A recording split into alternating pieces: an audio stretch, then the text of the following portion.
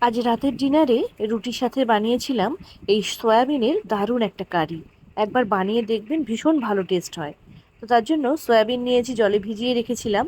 জল থেকে এবারে এগুলোকে চেপে তুলে নিলাম। এর মধ্যে এবারে পরিমাণ মতো নুন দিয়ে দেবো, হলুদ গুঁড়ো, একটু লঙ্কা গুঁড়ো দেবো ঝালের জন্য, ধনে গুঁড়ো, জিরে গুঁড়ো দিয়ে দিলাম, আর দিলাম বেসন, 2 চামচ বেসন দিলাম, 2 চামচ টক দই দিয়েছি, আর কাসুরি মেথি পাতা দিয়েছি। দিয়ে সব কিছু মাখিয়ে এটাকে 10 মিনিট রেখে দেবো। পেঁয়াজের বেরেস্তা বানাবো। দুটো পেঁয়াজকে পাতলা পাতলা করে কেটে বেরেস্তা বানিয়ে গ্রাইন্ডিং জারে তুলে নিলাম, তুলে ঠান্ডা করে নেব। এর মধ্যে এবারে আদা, রসুন, কাঁচা লঙ্কা আর বেশ খানিকটা ধনেপাতা দিয়ে পেস্ট বানিয়ে নিলাম। তেলের মধ্যে সয়াবিনগুলোকে এবার একটুখানি ভেজে নিতে হবে।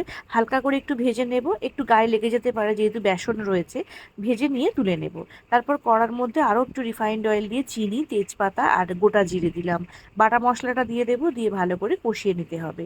মশলার গন্ধ যখন চলে যাবে তখন এর মধ্যে দিয়ে দেব নুন, হলুদ গুঁড়ো আর লাল লঙ্কার গুঁড়ো একটু কালারের জন্য।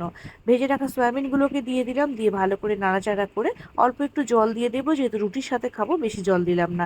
গ্রেভিটা বানিয়ে নিলাম। গ্রেভি ফুটে উঠলে কাসুরি মেথি পাতা ড্রাই রোস্ট করেছিলাম দিয়ে দিলাম গুঁড়ো করে, আর একটু গরম মশলার গুঁড়ো দিয়ে ঢেকে রাখবো।